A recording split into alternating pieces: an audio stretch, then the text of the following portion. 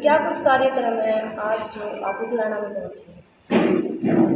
आज मेरे पंचग्रामी के कार्यक्रम थे।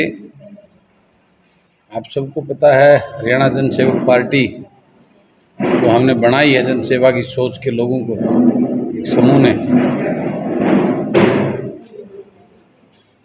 और उसी क्रम में हमने जींद में एक रैली रखी जो 1 नवंबर की थी, लेकिन माताओं बहनों के निवेदन पर करवा चौथ का व्रत होने की वजह से उनकी भावनाओं को देखते हुए, क्योंकि करवा चौथ का व्रत हमारे सनातन धर्म में बहुत महत्वपूर्ण स्थान रखता है, हमारी माताओं बहनों में बहुत बड़ी आस्था है उसमें, तो उसको ध्यान में रखते हुए हमने उसको पोस्टपोन करा। 1 नवंबर की जगह उस रैली को हमने 19 नवंबर को करने का निर्णय लिया है पूरी टीम ने।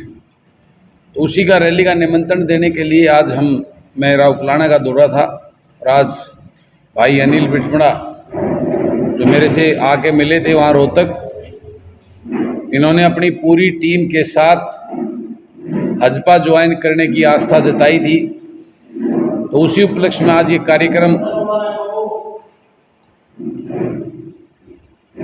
हजपा परिवार को बढ़ाने के लिए ज्वाइनिंग का कार्यक्रम भाई अनिल बिठमड़ा के द्वारा, उनकी टीम के द्वारा आज हमारी पार्टी ज्वाइन करने का, और उस पार्टी के साथ कंधा से कंधा मिलाकर इसकी प्रदेश के विकास और प्रदेश को पहली आज भय भ्रष्टाचार और लूट की सरकार के खिलाफ मिलकर लड़ाई लड़ने का साथ और भी एक वादा इन्होंने किया। उसी उपलक्ष्य में आज मुझे खुशी है भाई अनिल आज हमारी पार्टी में हमारा मेंबर बनकर, हमारे परिवार का हिस्सा बनकर हमारे साथ इस लड़ाई में हमारे सहयोग बना है। इसके लिए मैं भाई अनिल को बहुत बधाई देता हूं और इनको विश्वास और भरोसा दिलाता हूं कि हमारे इस संगठन में, हमारे इस दल में आपको पूरा मान सम्मान और भाईवाड़ा पूरा मिलेगा। कभी किसी प्रकार की आपको शिकायत का मौका नहीं मिलेगा।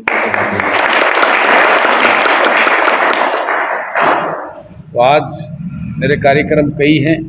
उसी संदर्भ में 19 तारीख की उस रैली को एक बहुत बड़ा इस हरियाणा प्रदेश की इतिहास में, राजनीतिक इतिहास में एक ऐसा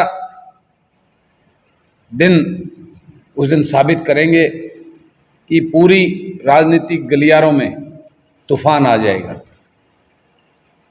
उसी के संदर्भ में मेरे कार्यक्रम चल रहे हैं, लोगों से मिलने के, लोगों को निमंत्रण देने के। तो आप सबको भी मैं, साथियों, मीडिया के साथियों को भी 19 तारीख का जींद की होने वाली रैली में निमंत्रण देता हूं, और यहाँ बैठे हुए मेरे इस पूरे भाईचारे समाज के लोगों को भी, आप सबको भी मैं 19 नवंबर की उस रैली का निमंत्रण देता हूं, क्योंकि ये रैली और ये पार्टी इस प्रदेश के युवाओं को रोजगार दिलवाने के लिए, उनके भविष्य से हो रहे खिलवाड़ के, उनका हक दिलवाने के लिए काम करेगी।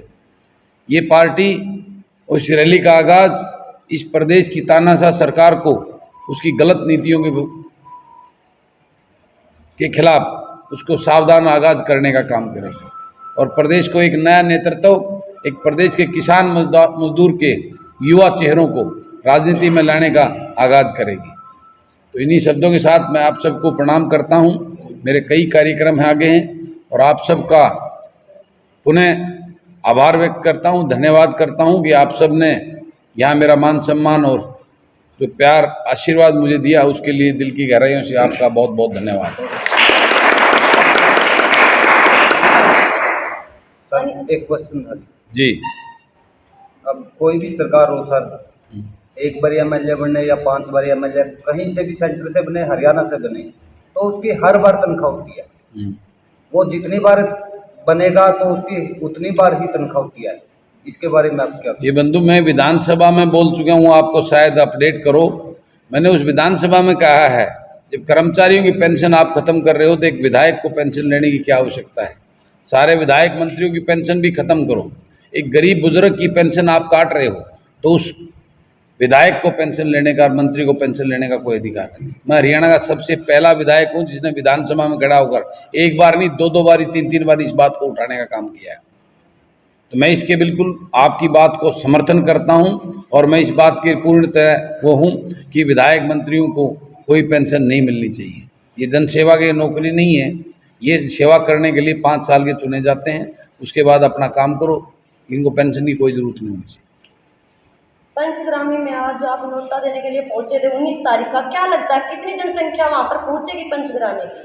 पंचग्रामी का बहुत बड़ा जन सैलाब अपने इस बेटे और भाई को आशीर्वाद देने के लिए, उस दिन मुझे ताकत देने के लिए पहुंचेगी।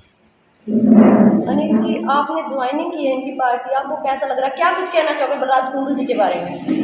देखिए, सबसे पहले सभी का आभार धन्यवाद व्यक्त करता हूँ, जो कि इतने कीमती समय में एक थोड़े ही आगाज़ से ही कि सर मैं एक आपकी जो पार्टी आपने गठन किया है उसका एक सिपाही बनकर काम करना चाहता हूँ। आपकी जो रणनीति है और जो आप एक निर्दलीय विधायक होने के बावजूद भी दूसरे कॉन्स्टिट्यूंसी में जाके काम करना बहुत ही अपने आप में एक तारीफ लगा लीजिए या फिर अपने आप में एक बहुत बड़ा काम है। लोग एक मंत्री होने के बावजूद भी अपने सरकारी कोटे से पैसा होने के बाद, फंड होने के बाद भी वो काम नहीं कर पाते जो हमारे बड़े भाई बलराज कुंडू जी ने लड़कियों के लिए, महिलाओं के लिए बस लगाई है निःशुल्क। उनकी ड्राइवर, कंडक्टर और जो मेंटेनेंस होती है उनका खर्चा जो है अपनी जो नेक कमाई है उससे कर रहे हैं। ये अपने आप में एक बहुत बड़ी चीज़ है। दानवीर कर्ण का नाम सुना था कहानियों में, महाभारत में। वो असली मायने में अगर देखा जाए तो जीते जागते दानवीर कर्ण की उपाधि में मेरे बड़े भाई बलराज सिंह कुंडू को देना चाहता हूँ। और पार्टियां तो और भी थी जो आप ज्वाइन कर सकते थे, पर आपने बलराज जी की पार्टी क्यों ज्वाइन की, क्या देखा इसके अंदर, जैसे कि आपने दानवीर कर्ण का नाम लिया है? जी, देखिए, अपनी जो एमएलए की पेंशन तक, जो गौशाला में जो बहन बेटियों की शादी में जो निसहाय हैं उनकी तक देने का काम करते हैं और अपनी नेक कमाई से जो गवर्नमेंट की टैक्स पे करने के बाद अपनी नेक कमाई से इतना कुछ करना, अपने कॉन्स्टिट्यूंसी में नहीं दूसरी कॉन्स्टिट्यूंसी में जाके काम करना। और मतलब एक छोटे से छोटे अब मंत्री है और भी देखे हम, मतलब कुछ भी मान सम्मान किसी कार्यकर्ता को नहीं दिया जाता। जो प्यार, जो कोऑर्डिनेशन एक कार्यकर्ताओं और मतलब उसके साथ होता है, वो देख के चीज़ें धरातल पे मेरा मन बना। कई दिन से मैं प्रयास कर रहा था कि मुझे टाइम मिले, तो बलराज कुंडू भाई साहब ने समय निकाल कर आज मुझे समय दिया है। और इसी पक्ष में एक मजदूर कार्यालय उकलाना मंडी में जो श्रमिक होते हैं उनकी कन्यादान, महिला सम्मान, छात्रवृत्ति जो गरीब बच्चों को गवर्नमेंट दी जाती है, उसके कार्यालय का भी उद्घाटन आज बलराज कुंडू जी के हाथों से मैं बहुत इच्छा थी कि मैं कार्यालय का उद्घाटन करवाऊँ, तो आज वो सफल हुआ। मैं बहुत खुश हूँ। बलराज जी, जैसे कि पंचग्रामी में आपने लड़कियों के लिए बस सुविधाएं दी थी, किरमारा की तरफ से भी एक प्रॉब्लम आई थी, लड़कियों की बस नहीं है वहाँ पर, तो उसको अगर आपको संज्ञान हो तो उनको लेकर कुछ कहोगे? मैं चाहता हूँ ये पूरे प्रदेश की बहनों को ये सुविधा मिले। तो ये सुविधा बलराज क्यों दे रहा है? क्योंकि हमारी सरकार निकम्मी है, उस प्रकार की सोच हमारी बेटियों के लिए। वो सिर्फ नारा देती हैं बेटी पढ़ाओ बेटी बचाओ, उनके लिए धरातल पे कुछ नहीं करती। मेरा ये बस चलाना, कोई एक बस से लड़कियां नहीं पढ़ जाएंगी।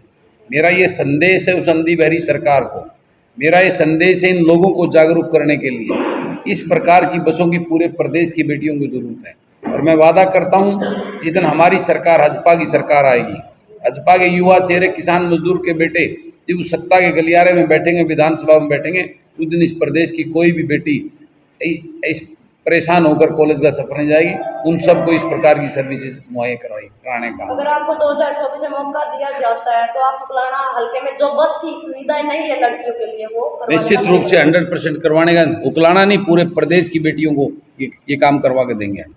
सर, अभी कुछ दिन पहले वीरेंद्र धूमर का जो उसकी एक रैली थी, मेरी आवाज़ सुनो, वो क्या सुनाना चाह रहे सर? तो चौधरी साहब, चौधरी वीरेंद्र सिंह से पूछो वो क्या सुनाना चाहते हैं और क्या सुना के गए उस रैली में। इस बात का सवाल तो चौधरी साहब से करो ना, मैं क्या बताऊं। मुझे तो ऐसा कुछ लगा नहीं वो कुछ सुना के गए उस रैली में। मुझे उस रैली में आपको कुछ सुनाई दिया हो तो मुझे बताओ, हैं? तो ये बात तो सवाल आप चौधरी वीरेंद्र सिंह से करो, वो हमारे आदरणीय हैं, बड़े हैं। सर, किसानों की बात की जाए तो किसानों को फसलों को रेट नहीं मिल रही, इस पे क्या कहोगे? ये तो मैं हर बार बोलता हूँ, रोज की बातें हैं। किसानों को तो हर बार ये MSP की बातें होती हैं। किसान को हर बार अपने जो है ना फसलों को कम रेट में बेचना पर मजबूर होना पड़ता है। ये सरकार की नीतियाँ हैं, ये सरकार की पॉलिसीज़ हैं, उन्हीं से दुखी होकर आज परेशान, हर वर्ग परेशान है। गरीबों के राशन कार्ड काट दिए, फैमिली आईडी के नाम पर उनके साथ खिलवाड़ किया जा रहा है। ये बहुत बड़ी समस्याएं हैं जो सरकार की गलत नीति की वजह से प्रदेश का हर वर्ग पीड़ित परेशान है। सर, अगर आपकी पार्टी सत्ता में आती है तो आप हरियाणा को किस लेवल पर लेके जाओ? ये बातें सुन सुनकर लोगों का विश्वास उठ चुका है, लेकिन मेरी पार्टी सत्ता में आई और किसान मजदूर का मेरा वर्ग के वो बेटे जो पढ़े लिखे और ऊर्जावान होंगे उस कुर्सी पर, उस विधानसभा में जब पहुंचेंगे तो आप देखना उस दिन इस प्रदेश में दशा और दशा दोनों बदलेगी। सर लास्ट में एक सवाल है मेरा, जनता से क्या कुछ अपील करना चाहूँगी 19 तारीख की रैली को लेकर स्पेशली? मैं ये अपील करना चाहता हूँ आप सबके माध्यम से इस प्रदेश के रुकलाना के लोगों को कि ये मेरी लड़ाई नहीं है, ये प्रदेश के आपके बेटा बेटी, आपके बच्चों की, युवाओं के रोजगार की लड़ाई है। ये प्रदेश के गरीब किसान मजदूर के हक की लड़ाई है। ये प्रदेश में फैले लूट और भ्रष्टाचार के खिलाफ मेरी लड़ाई है।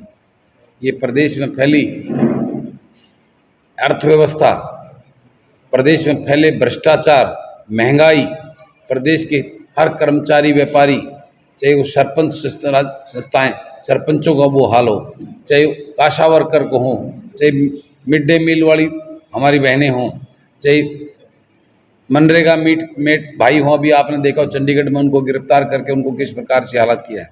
मैं वादा करता हूं इन सबको इनका हक दिलाने का काम करूंगा और इस तानाशाह सरकार के जो गलत नीतियों को पहले ही मीटिंग में बर्खास्त करके ख़त्म करने का काम करेंगे। थैंक यू, धन्यवाद।